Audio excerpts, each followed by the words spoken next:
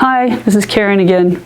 This is the little video to spark discussion on the second of our topics.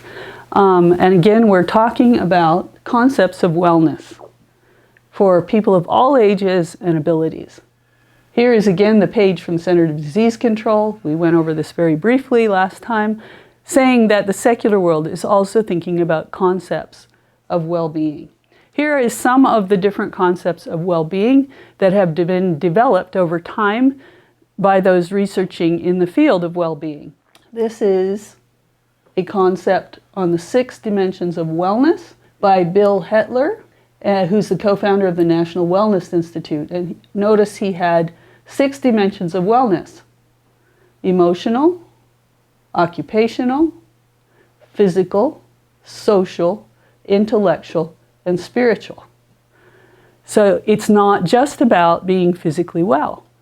This is kind of the inverse of it. This is a slide that was presented by Bill Carter, Dr. Bob Carter from Kijabe at the CMDE conference earlier about the concept of total pain. And in this particular model, there are 4 elements of total pain: physical pain, emotional pain, spiritual pain, and psychosocial pain. Notice they've kind of put 2 elements together in that one compared to the last one.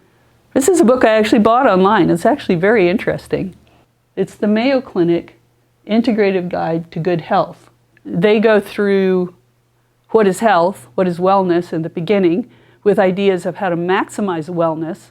And these were the 3 questions that are in the introduction to that book, which I thought were interesting. 3 ways to experience integrative medicine to promote wellness. 1, try one new form of exercise.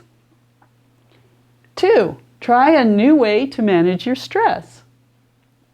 3, do something spiritual for yourself one day this week. They've chosen those 3 items because all 3 increase well-being in several of the different spheres of well-being that the different models of well-being address. Exercise obviously increases physical well-being if it's done well, but it also increases mental and psychological well-being.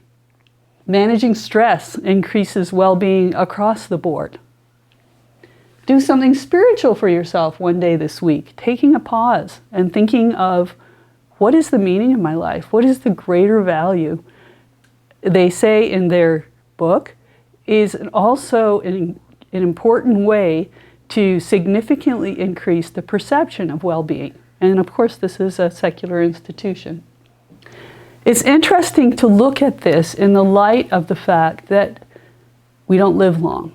This is a slide that kind of illustrates some points saying that.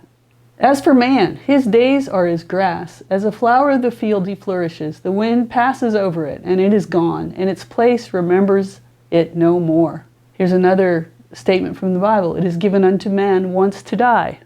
Another one is, in this world you will have trouble.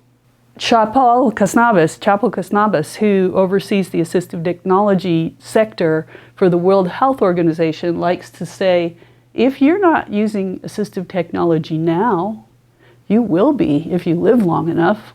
And of course, there's the good old nothing is certain but death and taxes. This is the situation in which all human beings live.